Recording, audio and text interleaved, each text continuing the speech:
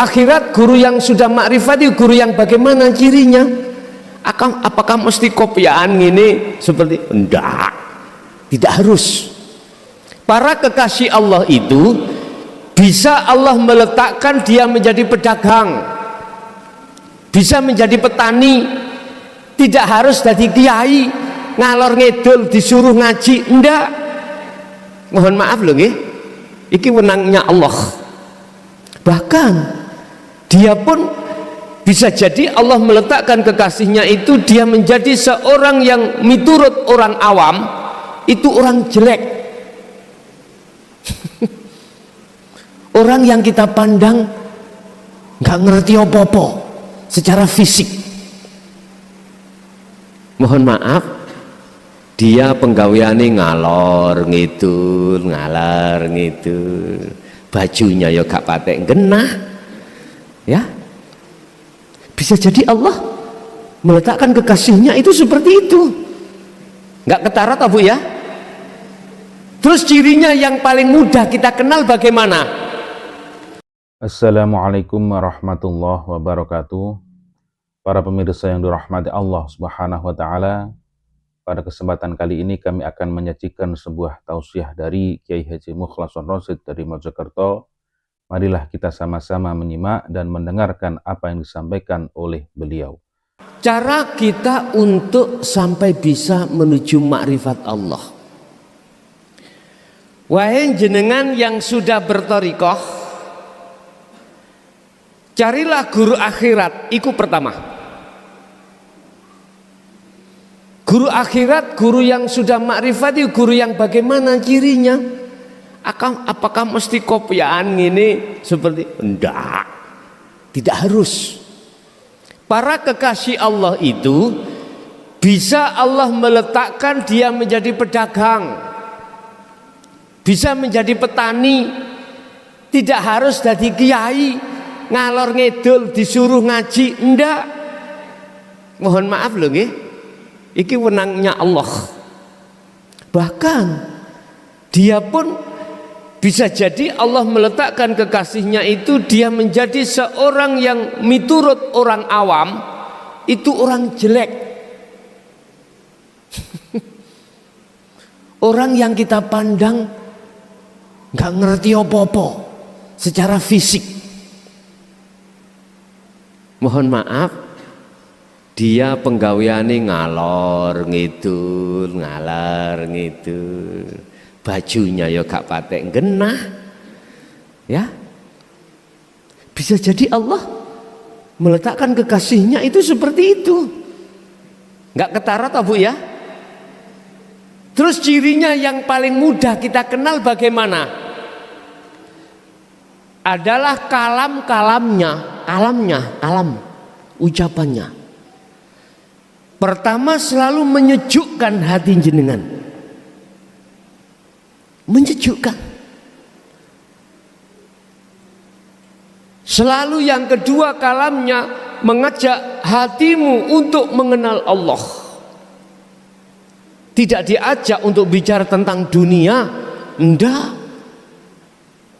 Bagaimana ekonomimu bagus, tidak. Bagaimana yang belum nikah supaya cepat dapat jodoh, enggak. Bagaimana yang sakit biar lekas tidak. Beliau kalamnya selalu berorientasi mengajak hatimu untuk kembali kepada Allah. Wad'u ila rabbik, lekaslah dirimu untuk kembali kepada Allah. Otomatis iki yang dibahas adalah ilmu tasawuf. Contoh Ibu bapak, selama ini jenengan sholat itu ingat siapa? Ingat selain Allah. Ingat istri, ingat anak, ingat suami, ingat pekerjaan. Lah begitu Pak ya Bu. Kadang-kadang ingat kucing.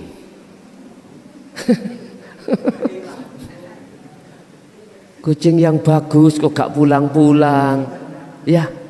Sholat subuh biasanya itu sudah di dalam rumah, nggak ada. Allahu Akbar, teringat, terus terdengar kucingnya meong. Lah iko cepet Pak salate. Mengapa demikian? Mohon maaf, karena iman kita belum ihsan. Mohon maaf ya, iman kita belum ihsan. Ihsankanlah imanmu. Ihsan itu bagus. Di dalam Al-Quran, di surat apapun, ayat berapapun, kalau berbicara tentang sholat mesti memakai kalimat koma, tidak fa'ala. Ndak. Mengapa koma? Wa qumu lillahi qanitin ay khashiin, wajib hukumi khusyuk. Salat iku wajib hukume kedah khusyuk. Koma itu menjaga, Pak. Menjaga apa? Menjaga hati, jagatnya ruh dari pengaruh nafsu yang masuk di dalam hatimu. Sebab kita apabila belum ihsan, ketika kita sholat, mengapa kita teringat terhadap selain Allah? Karena di dalam hati kita dimasuki nafsu, dan nafsu itu membawa perkara-perkara urusan dunia. Apa? Wa yastahibbunal hayatad dunya alal akhirah. Ibrahim ayat 3. Nafsu itu memaksa hati kita, ruh kita untuk mencintai selain Allah. Apa di situ? Wa yastahibbunal hayatat dunya, kehidupan dunia. Makanya jangan heran kalau kelingan garwa anak dunya brono, jangan heran. Padahal Allah katakan lewat kalimat koma harus khusyuk. Bagaimana kita bisa khusyuk, Bapak Ibu? Iman kita belum ihsan. Bagaimana kita bisa khusyuk? Kita belum makrifat Allah. Terus tanya, di mana sih Allah itu? Lah gitu toh. Kok sawangane waduh ngono Allah?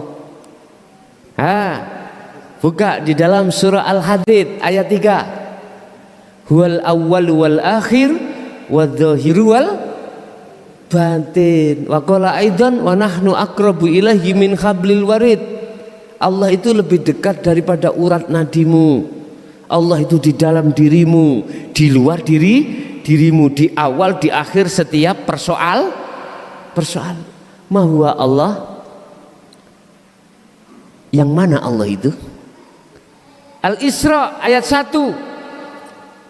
Sebagai Isra Mi'raj Rasulullah ditegaskan, subhanalladzi asra bi 'abdi.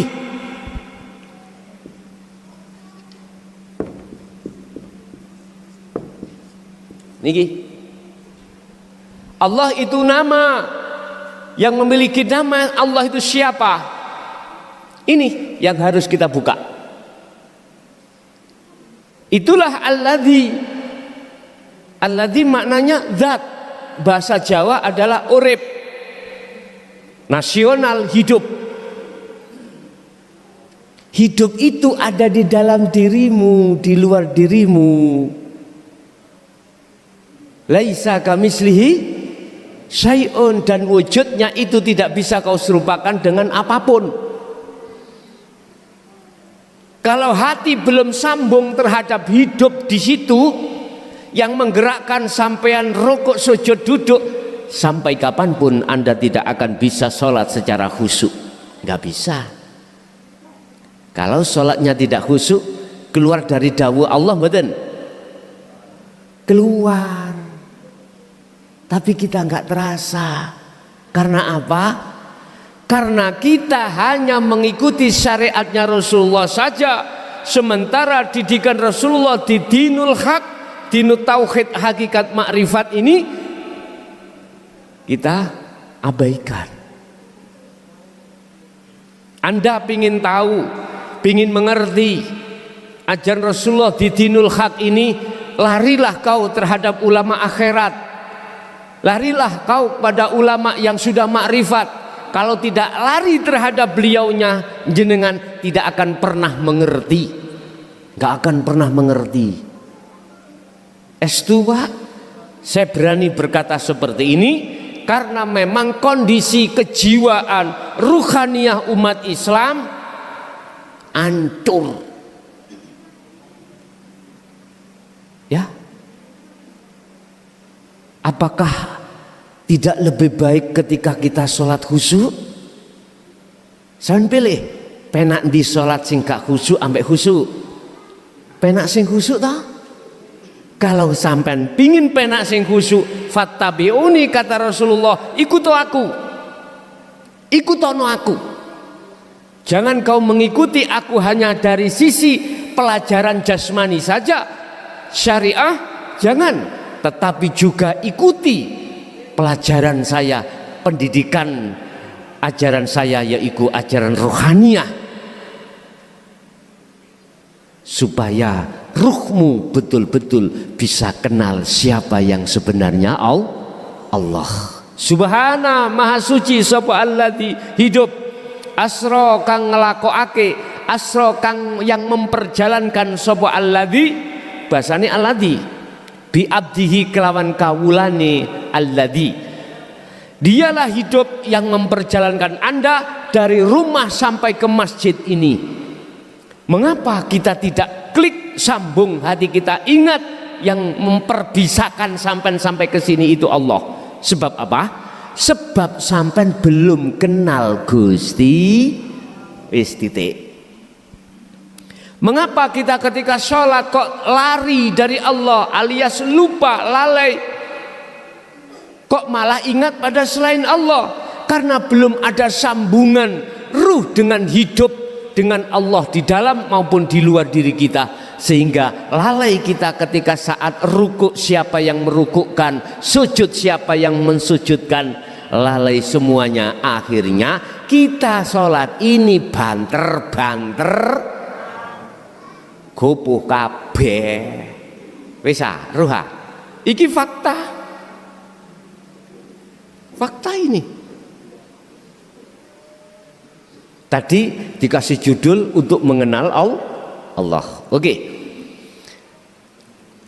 Anggaplah kita sudah bertemu terhadap figur ulama akhirat. Oke.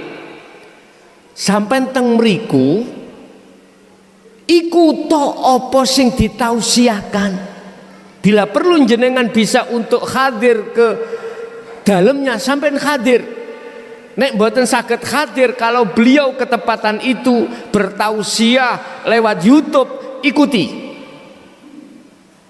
Karena jauh, ikuti. Tapi harus ada sambungan, Pak. Biar sanad keilmuannya itu mutasil. Ya, apa sambungannya? Nomor HP-nya sampai minta, Mbah, nomor HP-nya berapa, Mbah? Ini ya, supaya jenengan itu ketika belajar itu ada yang tidak paham bisa langsung tanya, walaupun jarak jauh saged. Pokoknya ada sambungan nomor telepon atau gimana, kecuali yang dekat gak usah telepon-teleponan ya, moro ae langsung tanya. Pasti Anda akan dibimbing oleh ulama akhirat itu. Yang beliau bimbing hanyalah perkara-perkara pendidikan hukum hakikat untuk menuju makrifat Allah. Ternyata apa yang terjadi? Anda pasti akan diperintahkan untuk kholwat, diperintahkan untuk uzlah. Yang ini Rasulullah katakan di dalam surah Al-Insan ayat 25-26. Uzlah niku wajib, kholwat iku wajib. Ya. Fungsi daripada kholwat adalah yakfur bitaghut wa yu'min billah. Membersihkan cintane hatimu terhadap perkara-perkara selain Allah yang kadung masuk di dalam hati. yang di dalam Al-Quran Allah katakan fi qulubihim maradun fazadahumullahu maradun, disebut sebagai penyakit, disebut sebagai hijab. Ini yang menjadikan hati kita tidak bisa sampai pada Allah karena ada satu penyakit di dalam hati. Lah, fungsi daripada khalwat, fungsi daripada uzlah kita adalah membersihkan kotoran-kotoran hati yang ditimbulkan oleh nafsu yang berbentuk wazuyyina linnasi hubbus syahawah. Itulah kesenangan hawa nafsu. Allahumma sholli ala Muhammad.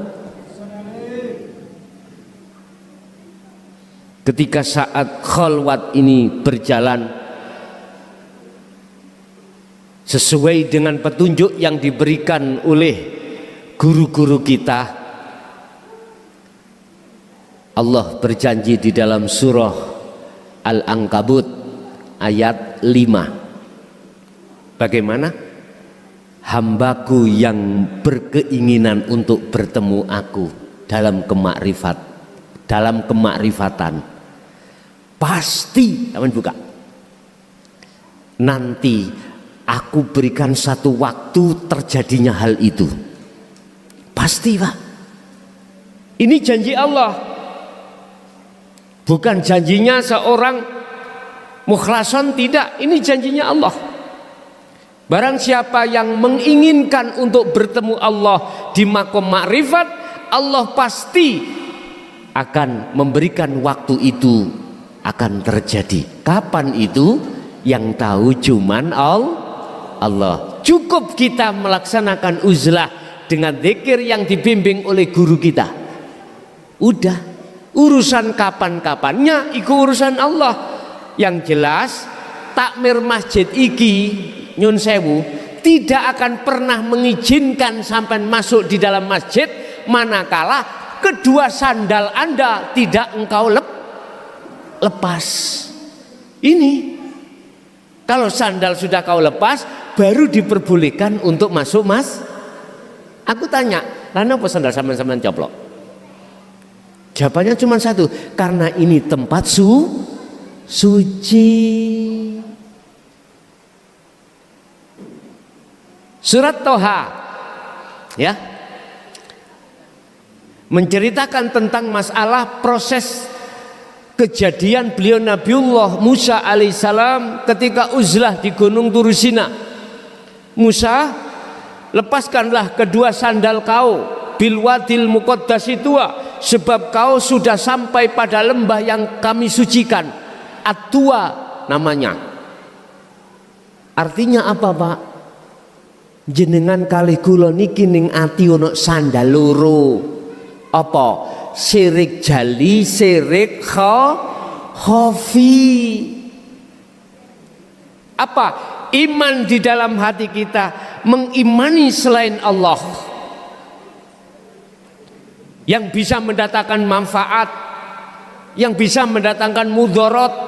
Iki kajian tasawuf loh, bukan syariat. Kalau di dalam hati kita masih ada satu iman selain Allah itu bisa aweh manfaat, bisa mendatangkan manfaat utawa mudarat, berarti imane hati kita itu cidra alias gegawan syirik khafi. Nggak bisa. Allah tidak mengizinkan hambanya untuk bertemu Allah manakala di dalam ruhaniyah kita masih ada penyakit itu tadi. Faham ya? Wis sampeyan tak tugasi tole ono guru akhirat, sebab ada ayat Allah katakan mangkana fi hadhihi a'ma fahuwa fil akhirati a'ma wa adallus sabila. Barang siapa saat di dunia mata hatinya atau ruh ini buta terhadap Allah alias belum bertemu Allah, kok ya sudah kedatangan kematian, maka di akhirat pun juga begitu. buta alias gelap. Wa adallus sabila, jalan kita bahkan lebih sesat lagi. Makanya beliaunya Mbah Yai Sanjang, nggak ada jaminan kau ketika sudah di dunia manakala gak gondelan ulama yang makrifat. Gak ada jaminan bisa masuk surga, nggak bisa. Di situ Pak, apabila kau tidak bisa makrifat sendiri, maka dekatono ngerangkulo ambek ulama yang sudah makrifat. Pasti dididik sampai mengke. Anda pasti akan diberikan wejangan bagaimana cara sholat yang benar, bagaimana cara zakat yang benar, haji yang benar, puasa yang benar. Itu nanti akan dibahas sampean iki. Ingat, kita itu suatu saat akan mati Pak Bu. Kau bawa roh kampean kali kula, kau bawa kemana? Allah sudah katakan, wa inna ilaihi rajiun, harus kembali. Bagaimana Anda bisa kembali? Wong mata hati kita, mata ruh kita itu buta. Nggak bisa.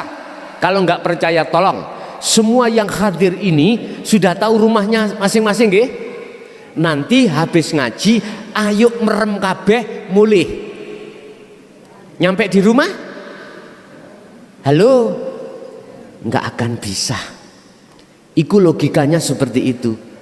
Jasad punya meripat, mata Allah kasih namanya ainul basyariyah untuk melihat urusan dunya,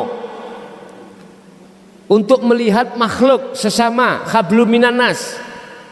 Ruhaniyah kita Allah kasih mata yang disebut ainul basirah untuk melihat Allah. Wa ma umiru illa liya'budullaha mukhlishina lahud, hanya untuk menyembah, artinya hanya untuk makrifat pada Allah, hanya untuk melihat dan bertemu siapa yang kita sujudi, siapa yang kita sembah. Bagaimana kita dikatakan benar sesembahan kita, lawang kita tidak tahu siapa yang kita. Nek namanya sudah tahu Allah, tapi mana yang Allah itu kita belum kenal. Mengapa kita belum kenal? Karena belum dididik ajaran Rasulullah hakikat menuju makrifat. Ini persoalannya. Dan ilmu ini sejak beliau Sayyidina Ali sampai 2014 ditutup-tutupi. Jelas, siapa yang menutupi? Iblis. Al-Hijr buka ayat 39 sampai 42. Iblis sengaja menutupi ini supaya umat Muhammad itu bisa dijerumuskan terhadap jurang-jurang kemaksiatan terhadap Allah Subhanahu wa ta'ala. Illa ibadaka, kecuali hambamu satu ya Allah yang tidak bisa kami jerumuskan. Sinten? Al-mukhlasin, hamba yang selalu bebersih hati dari kotoran hati yang ditimbulkan oleh hawa nafsu, yaitu duniawiyah. Karena apa beliau bisa seperti itu? Karena beliau sudah memegang tali Allah. Apa tali Allah itu? Itulah adzikru bisiril asror. Al-Baqarah ayat 256. Talinya Allah. Al-Baqarah 256. Allah katakan, la ikraha fiddin qad tabayyana rusdu minal ghayy wa may yakfur bitaghuti wa yu'min billah faqad istamsaka bil urwatil wuthqa lam fisama laha. Pegang teguh taliku ini. Sementara yang memegang teguh tali ini adalah para ulama-ulama arifun, ulama yang sudah makrifat pada Allah. Fungsinya di dalam ayat itu dijelaskan, fungsinya tali Allah adalah yakfur, meninggalkan, membersihkan at-taghut, kotoran hati, wa yu'min billah, dia pasti bertemu Allah. Ternyata yang bisa membersihkan kotoran hati, kita kembali kepada bab masalah zikir, itulah adzikru bisiril asror. Ada zikir jahr, ada zikir siri, ada zikir sirul asror dan fanaul zikri. Ini Pak, yang zikir sirul asror lah yang bisa membersihkan kotoran hati dari pengaruh-pengaruh hawa nafsu.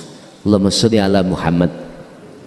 Bapak Ibu, kalau ini sudah Anda pegang, maka jalankanlah khalwat lan uzlah. Dengan begitu jenengan pasti akan dibimbing Allah langsung untuk bisa bertemu Allah. Ingat pesan saya, jenengan pun sedo dhisik, empun mati dhisik, nek gak ruh panjenengan mripate iku wis bebas dari hijab lan tutupe hati. Atau janganlah kau mati dulu sebelum kau sudah makrifat pada Allah. S2, siapa yang menghantarkan jenengan pada Allah? Kalau mata hati kita buta, nggak ada. Kalau jasad sih tetangga, dari tanah kembali ke tanah. Kalau rohaniah dari Allah harus kembali ke Allah. Bagaimana kita bisa kembali kepada Allah? Lawang kita itu tidak tahu jalan karena butanya hati kita. Nyun sewu, kalau kita bicara tentang mata hati yang buta, itu mayoritas Pak. Mudah kita melihat mata hati yang buta itu, mudah sekali. Lihat sholatnya aja, sholatnya khusyuk apa enggak? Sholatnya sudah makrifat pada Allah apa enggak? Kata Rasulullah, sallu kama ra'aitumuni usolli. Kita enggak usah bicara aktivitas di luar sholat, dalam sholatnya aja. Bertemukah dia ketika sholat pada Allah? Makrifatkah dia sholatnya pada Allah? Ataukah sebaliknya, hati ini teringat pada selain Allah? Cara melihat di situ Pak. Barang siapa yang nilai sholatnya bagus, maka lainnya juga bagus. Sebaliknya, barang siapa nilai sholatnya jelek, maka lainnya juga jelek. Bapak Ibu, saya kesini hanya memberikan motivasi untuk berpikir kita, untuk berpikir hati ini. Kita tidak hanya di dunia, habis itu kita akan mengadakan satu perjalanan yang tidak ada putusnya. Di dunia hanyalah berapa tahun Pak? Satu hari akhirat 50.000 ukuran, 50.000 tahun ukuran dunia. Kita umur berapa? Ayo. Yang hadir ini ada 100 tahun? Nggak ada ya?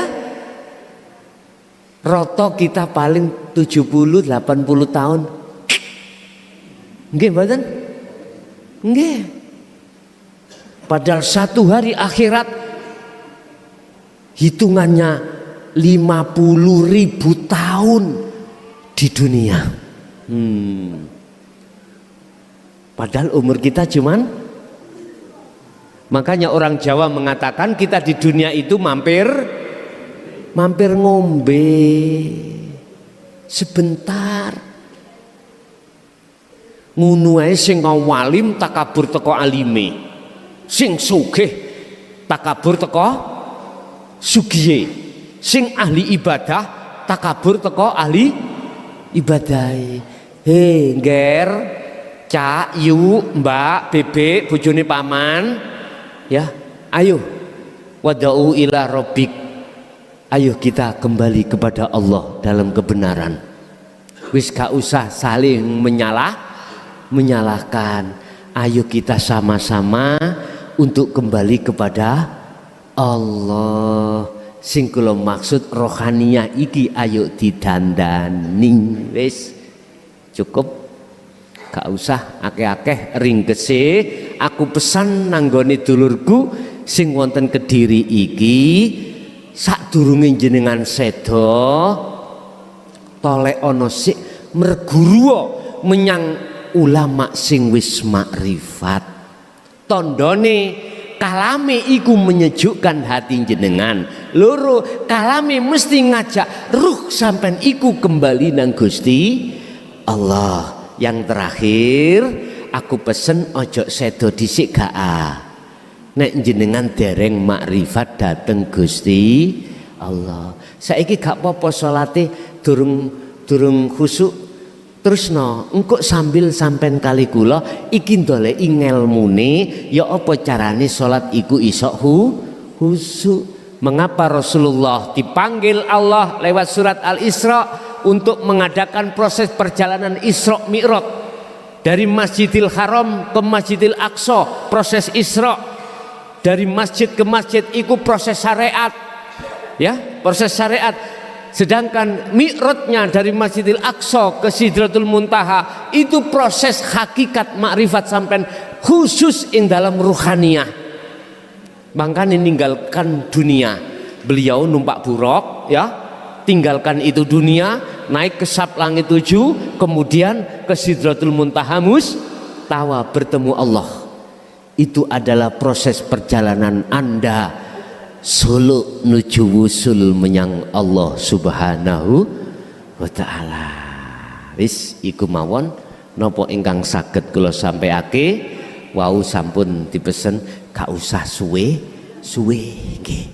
Matur suwun insyaallah sedikit walaupun ilmunya sedikit yang disampaikan. Mudah-mudahan harapan saya di samping disertakan hidayah Allah juga menjadikan satu ilmu yang bermanfaat terhadap kita dan anak putu kita ila yaumil qiyamah. Kita masuk pada sesi tanya jawab dan dialog. Barangkali ada yang perlu ditanyakan sekitar materi apa yang kami sampaikan tadi. Monggo kula aturi. Assalamualaikum warahmatullahi wabarakatuh. Nyun sewu Gus, sadereng kula matur ngatur sedaya kelepatan. Niki wonten siji-sijine huruf lapat al bismillah. Wonten mriku didhawuhne ora termasuk wong sing Islam ngindallah, ora dubeh niku seorang kiai, wong Arab, wong Indonesia, Londo, Cina, apa meneh wong Dayak. Tapi lek wis iku wis paham lan ngerti hurufe siji sini lapat al bismillah, wis termasuk Islam indallah. Lah sak sampunipun ngoten enten mriki kula ngrasakne wonten lafat alif.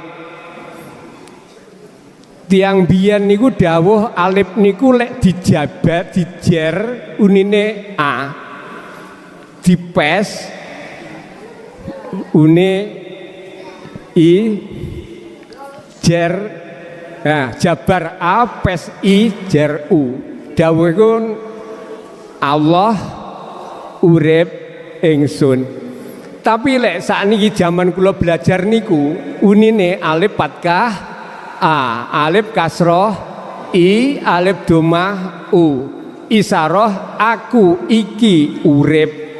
Sing kula takokne antarane ingsun urip aku iki urip niki kula rasa-rasane wonten sirul asrar kok kaya loro, kaya enek njaba kalih jero. Niku nyuwun keterangan ngaten niku.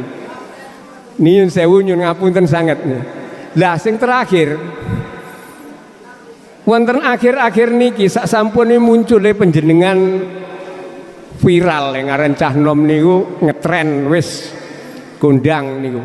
Kula raos rasne niku sing kathah-kathah ngambah dhateng ngarsane Allah niku tujuane kayane untuk menuju makrifat billah.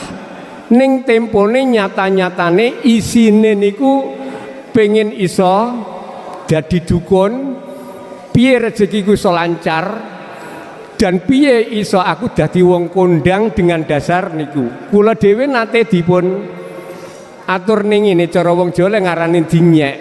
Kowe ngaji rono-rono ngono kuwi mau nyatane kowe enek bocah nangise ndak iso nambani. Kuwi tak keteges pret ngeten iki. Kosong ngeten. Lah mula saka niku umpamine untuk iso sing kondang iso geng ngeten iki numpang wonten Sirul Asrar niku napa saged napa Sirul Asrar khusus untuk menuju makrifat billah berdasarkan Islam indallah. Nyun ngapunten keterangan nika menawi wonten kelepatan kula nyun ngapunten ingkang kula dambakne saged njawab niku panjenengan. Ngapunten Gus. Assalamualaikum warahmatullahi wabarakatuh. Warahmatullahi wabarakatuh. Kita manusia itu ada beberapa golongan. Ada golongan ahli hijab, ada golongan ahli syuhud. Tadi yang disebut, yang ditanyakan pertama al-bismillah.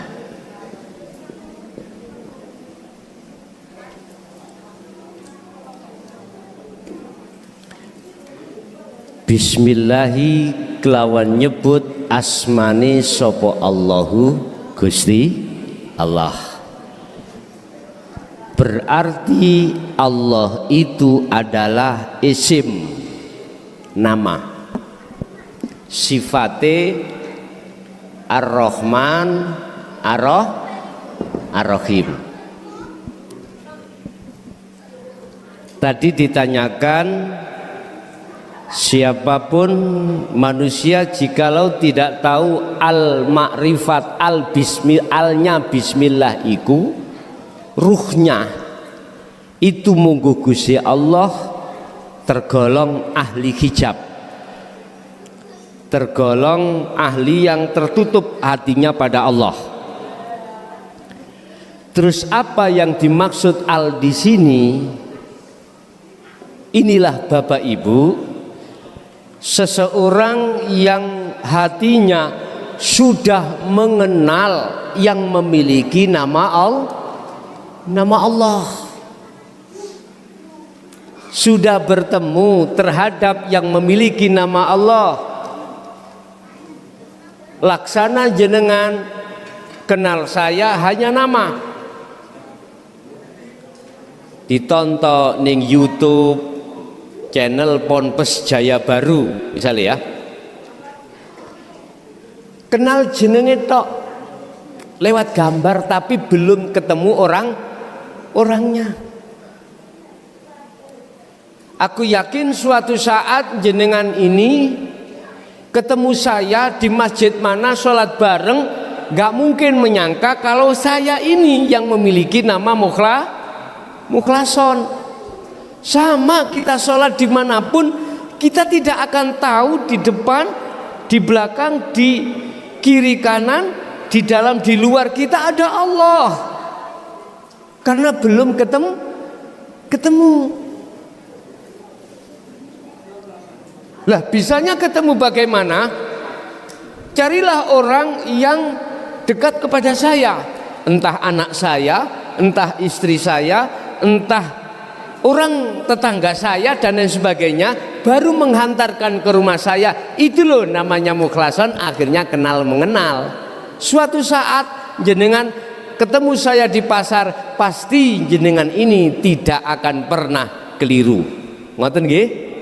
Terhadap Allah juga begitu. Kita sudah dihantarkan oleh para masyayikh kita yang sudah sampai pada Allah, digenahke, kita tinggal meraktekke, pasti kita tidak akan pernah lalai dari Allah Subhanahu wa taala. Itulah yang dimaksud orang yang sudah tahu alnya bismillah. Makanya di sini mengapa ada Ar-Rahman, mengapa ada Rahim? Ar-Rahman ini seluruh umat manusia, Ar-Rahim ini mereka yang sudah sampai pada Allah. Makanya disebut di dalam syariat itu ar-rahim, khusus orang yang beriman. Imannya sudah hakul iman, bukan imannya hanya di nurul iman. Islamnya sudah sampai pada kafah, sudah sempurna. Sudah sempurna, imannya itu sudah sampai puncak, yaitu makrifat Allah. Jadi al-bismillah di sini maksudnya adalah al-makrifat, makrifat hati jenengan, tidak namanya tapi yang memiliki nama Allah. Itu yang pertama. Terus yang kedua terkait masalah apa tadi?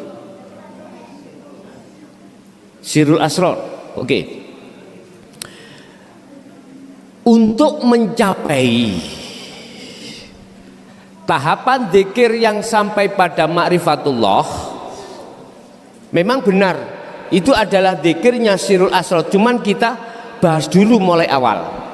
Kita di dalam syariat dididik kalimat tauhid, la ilaha illallah.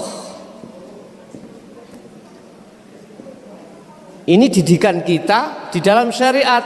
Akhirnya muncul zikir namanya jahri, di lisan diucapkan, tidak ada Tuhan kecuali Allah. Prakteknya adalah nafi isbat. Nafikanlah la ilaha di dalam hatimu, isbatkanlah ilallah. Artinya nafikanlah di dalam hati kita, sebenarnya itu tidak ada selain Allah yang berupa dunia dan seisinya. Berhubung sudah dimasuki duniawiyah, nafi perintahnya bersihkan. Setelah kau membersihkan, baru isbatkanlah ilallah. Artinya jikalau kau sudah mau melepas sandalmu, kau diperbolehkan masuk masjid. Paham nggih? Oke. Yang kedua, kita dididik tauhid la ilaha illallah. Ini munculnya di thariqah, kita mengenal zikir sirri atau zikir khafi. Lah, di sini zikir yang diucapkan di dalam hati, lewat napas, lewat jantung, hu Allah. Itu pendidikan kita ketika saat di tauhid la ilaha illallah. Tetapi ingat, Rasulullah juga mengajarkan tauhid tingkat yang ketiga, la ilaha illa anta.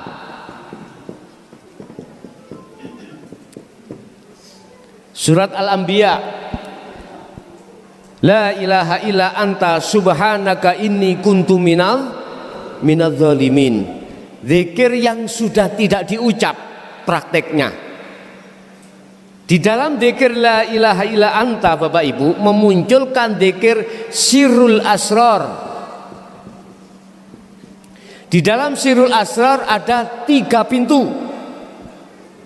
Ini proses makrifat Allah itu.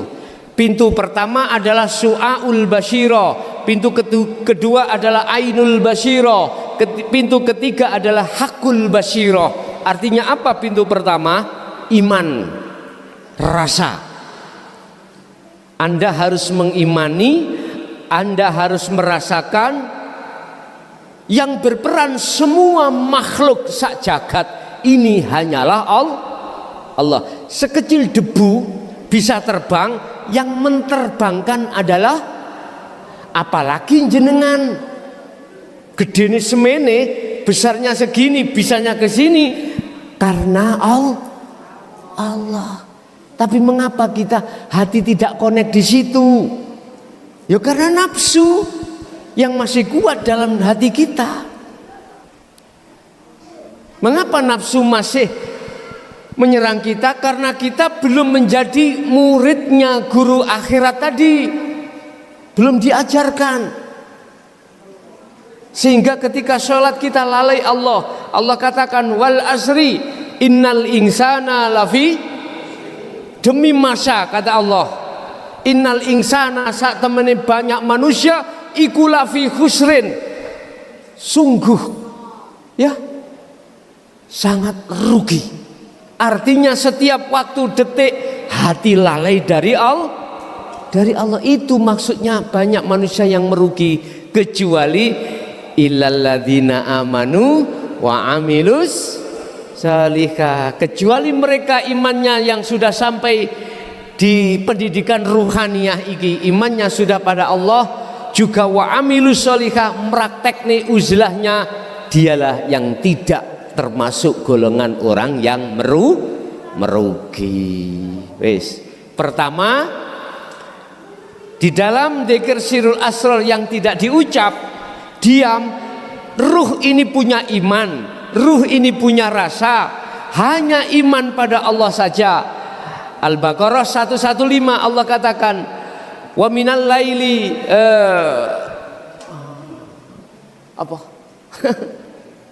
minal masyriqi wal maghrib fa aina ma tuwallu fa thamma wajhullah. Mulai jagat etan sampai jagat kilen, ya, semua adalah milik Allah. Artinya Allah yang berkuasa, di mana kau menghadap, di situ ada wajah Allah. Itu nanti pendidikannya ada di situ, Bapak Ibu. Jadi hati jenengan hanya merasakan kehadiran Allah yang segala-galanya. Sing ngobahke, sing ngambeknone, sing nglakokno mripat iki, mau sing nglakokno kuping iki, ati terus dipenuhi adalah Allah Subhanahu wa ta'ala. Iki ya kudu dikulinakno, dibiasakan. Kata Rasulullah, ditegur Allah surat Al-Insan 2526, Muhammad wadhkur isma rabbika bukrata wa asila. Muhammad, pagi sampai sore Muhammad, sibukkan hatimu berzikir padaku. Wa minal laili fasjud lahu fasabbihu lailan tawilan. Malam hari ojo turu tok. Apa? Fasabbih, bersih, bersucilah hatimu dari kotoran hati. Tawilan, lailan tawilan, sing dawa, sing suwe, artinya semampu panjenengan. Ngoten nggih? Artinya dzikir. Wis, dzikir pertama, dzikir sirrul asrar tahapan pertama hanya merasakan, mengimani, jangan pernah mengimani selain Allah, selain urip yang berperan, selain hidup yang berkuasa, selain hidup yang menggerakkan, selain hidup, jangan. Cukup bagimu untuk mengimani semua apa yang terjadi baik di dalam dirimu maupun di luar dirimu semata-mata Allah Subhanahu. Ini gak diucap tapi dirasa. Paham nggih? Nanti kalau rasa itu sudah dianggap Allah cukup, Allah memperjalankan ruh itu ke ainul basirah, bertemu Allah. Syaratnya selain Allah dalam dirimu itu sudah tiada, termasuk dirimu aran ruh itu sudah lebur, sudah fana. Kul, katakan Muhammad, huwallahu ahad. Jelaskan tentang ahad itu bagaimana di dalam makom makrifat itu.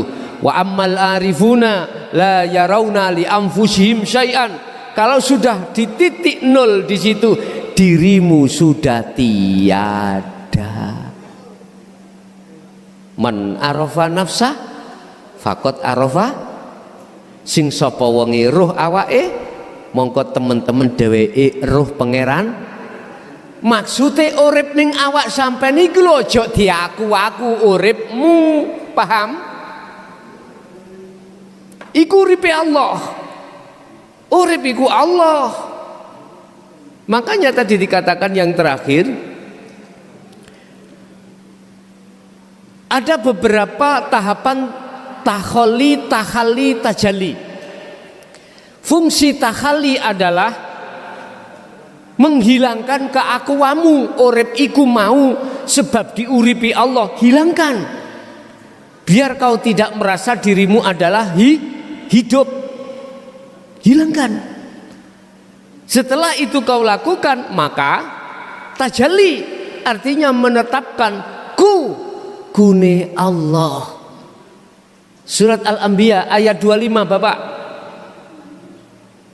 Wa ma arsalna min qablika mir rasulin illa nuhi ilaihi annahu la ilaha illa ana fa'budun. Nah yang terakhir la ilaha illa ana fa'budun. Ini melahirkan zikir yang disebut fana udzikri. Niki cuman aran loh ya, aran.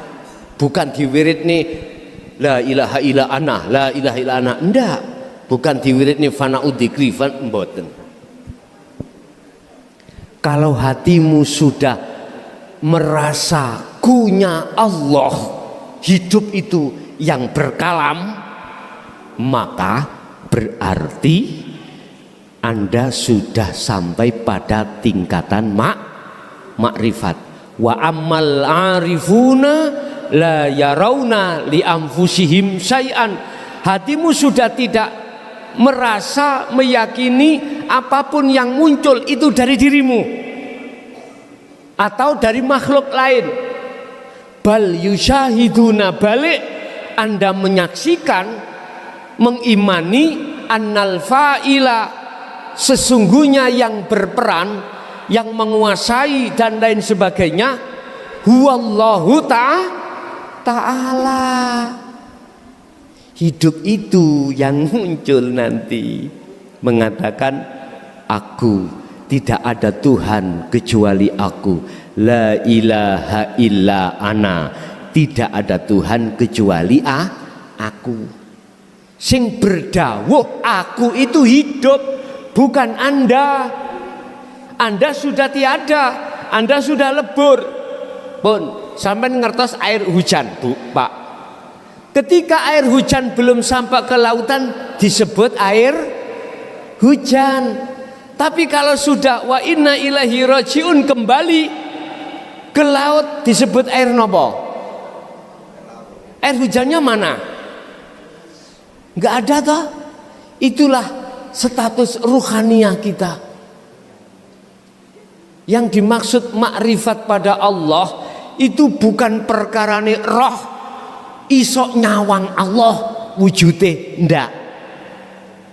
La ibsarun wa mubsarun wa basarun. Syekh Ibnu Athaillah memberikan penegasan tentang makrifat Allah itu yang melihat, yang dilihat, perkara yang mata untuk melihat semuanya fana. Terus aran opo? Gak isok ngarani. Bisa meneng, diem kita. Tapi diamnya itu makrifat. Maksudnya diam itu makrifat pada Allah, itu maksudnya. Jadi ku yang ku maksud di sini bukan ku makhluk. Muhammad, aku tidak mengutus Rasul sebelummu, termasuk dirimu, kecuali untuk membeber, menjelaskan tentang tauhid puncak, la ilaha illa ana. Berarti Rasulullah pada saat itu juga menjabarkan hal ini, Bapak Ibu. Tapi satu sisi lain ada yang mengatakan Rasulullah tidak pernah menjelaskan tentang ini. Saya mohon maaf tidak sepaham. Kalau toh Rasulullah tidak menjelaskan tentang ini, bagaimana mungkin terus muncul surat Al-Anbiya ayat 25. Al-Anbiya, Anbiya 25. Kalau Rasulullah tidak menjelaskan tentang kedudukan la ilaha illa ana, gak mungkin muncul Al-Anbiya ayat 25. Gak mungkin. Makanya mohon maaf saya tidak sepaham. Aku tidak menyalahkan makalah Anda, tapi saya kurang sepaham dengan dasar mengapa kalau Rasulullah tidak mengajarkan dinul haq, la ilaha illa anta subhanaka inni kuntu minadh dhalimin, dan tauhid la ilaha illa ana, gak mungkin ini muncul di dalam Al-Quran. Ayo mikir sing waras. Kalau menuduh Rasulullah tidak pernah membahas tentang dinul haq ini, mohon maaf saya tidak sependapat. Bukan berarti saya menyalahkan makalah panjenengan, saya berkata tidak sependapat, tetapi saya meyakini bahwasanya Rasulullah itu juga menjelaskan tentang ini. Kita kan jarene lah ngono Bu nggih. Jenengan makalah yo jarene padha ae. Saya juga jarene. Lah iki saya jarene, dalil saya atau hujah saya adalah Al-Qur'an. Otomatis Anda terima atau tidak, monggo kerso. Yang jelas kita percaya atau tidak, kita manusia itu tidak hanya jasmani, juga rohani. Kita tidak hanya di dunia, tetapi juga di akhirat. Kau kemanakan ruh ini setelah kau meninggal? Jasad kita kembali dari tanah, kembali ke tanah. Ruh harus wa inna ilaihi rajiun, bisa kembali kepada Allah. Taruhannya besar Bapak Ibu, taruhannya besar. Karena di dunia ini kita menghadapi ujian dari Allah. Innama amwalukum wa auladukum fitnah. Yang namanya nafsu masuk terhadap anak, nafsu masuk terhadap urusan dunia, itu yang menggelincirkan ruhaniyah kita, sehingga ruhaniyah kita jauh dari Allah, akhirnya tidak kenal urip. Wis intine wonten mriku. Urip iku siapa? Tak tegesno, urip ikulah wujudnya Allah Subhanahu wa ta'ala. Yang hidup itu bukan sifat, yang hidup itu bukan nama. Ya dah? Kalau surat Al-Isra tadi katakan, siapa sih Allah? Subhana, maha suci sapa alladzi, zat hidup, asra kang nglakokake sapa alladzi bi abdihi kelawan kawulane alladzi. Bahasa syariat disebut Allah Subhanahu wa ta'ala. Jelas Pak nggih? Wis itulah Bapak Ibu apa yang bisa kami sampaikan, kurang lebihnya mohon maaf. Mudah-mudahan menjadikan satu ilmu ingkang manfaat fid dini wad dunya wal akhirah. Lahumul Fatihah.